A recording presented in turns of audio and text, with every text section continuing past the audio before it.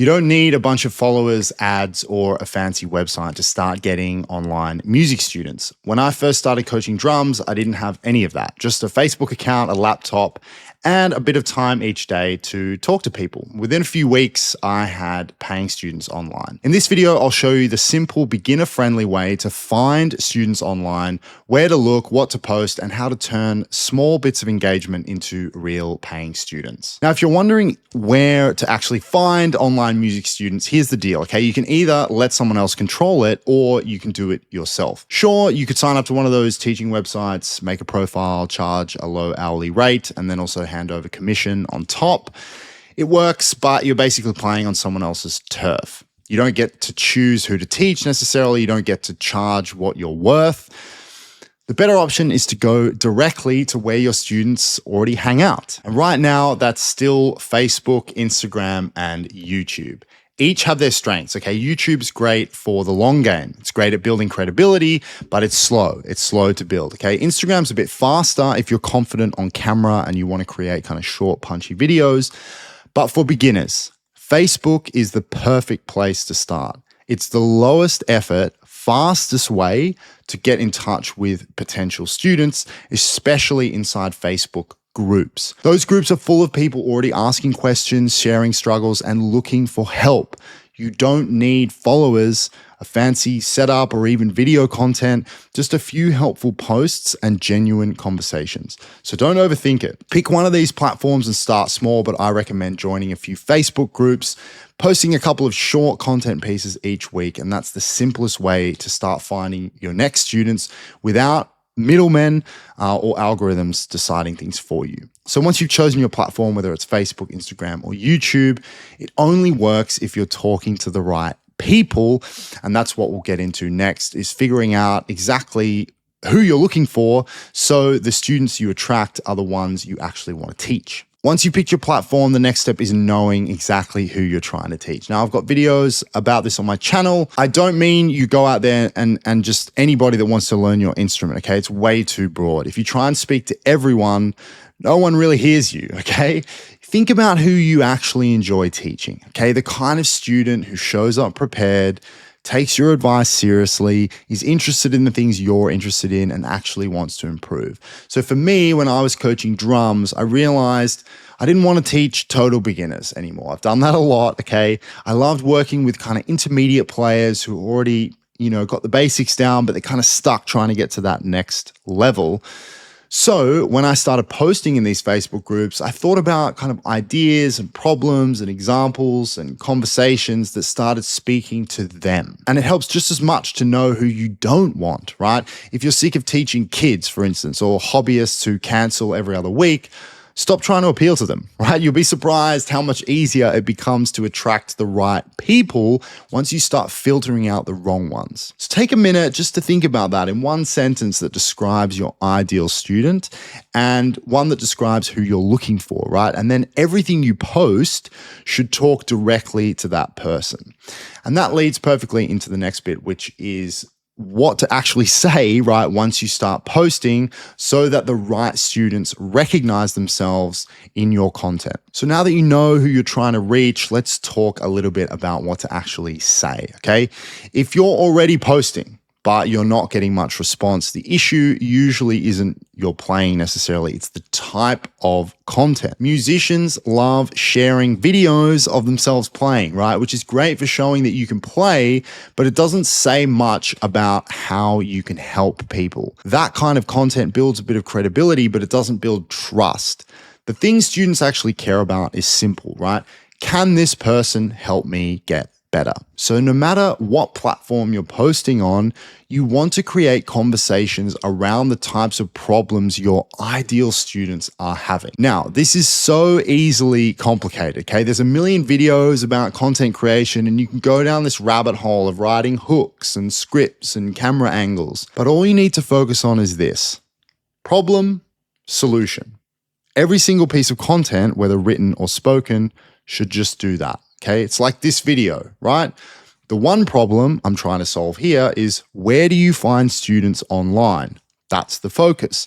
I'm not trying to answer every question about teaching or pricing or curriculum, right, in this video, just this one. If you apply that same principle to your own content, right, pick one problem your ideal student has and show a simple way to fix it, people will start to see you as someone who can actually help them. Something as quick as, I used to rush fills when switching between grooves, and here's the exercise that fixed it, right?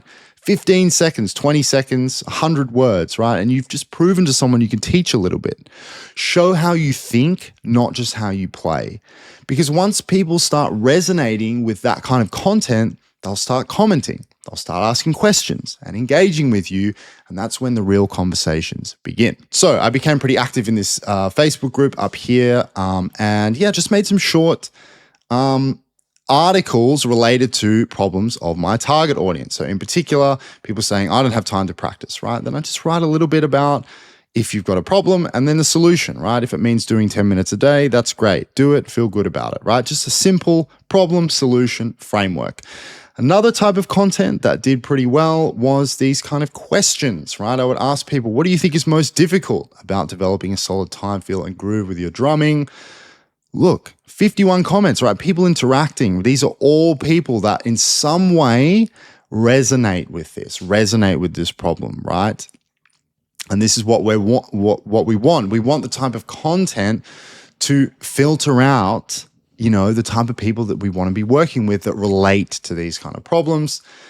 Here's another example, okay? Just a basic, simple kind of structure. Three misconceptions about Groove Pocket, all right? And then I get into it. You either have it or you don't, right? Just some basic stuff here, right? It's just a basic structure to get people resonating with these types of issues that I know that my ideal students are dealing with. One of the biggest questions people have when they start doing this is, do I need a big audience for this to work? And the answer is no. That's what's great about these Facebook groups. Obviously, having followers helps. As your content grows, everything gets more exposure, things get easier.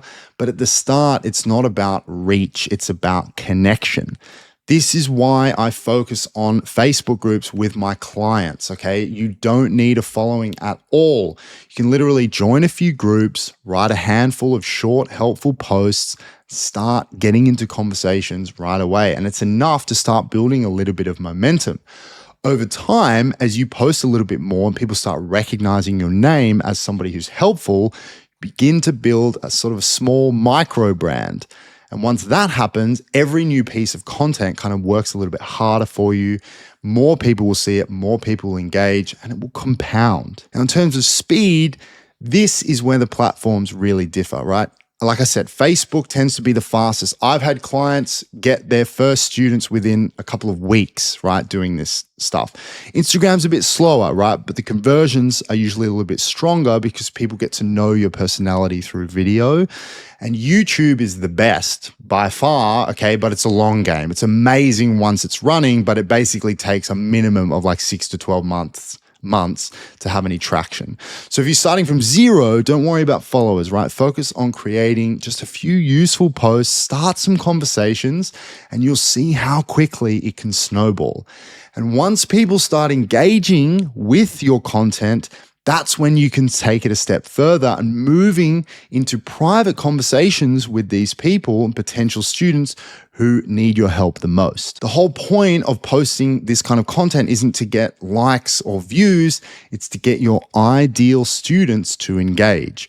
When you put helpful content out there, a few things will happen, okay? Someone might leave a comment, they'll ask a question, or even just like a post. And that's all you need. That's your sign to start a conversation. Think of it like putting a sign up in the town square that says, hey, I teach lessons.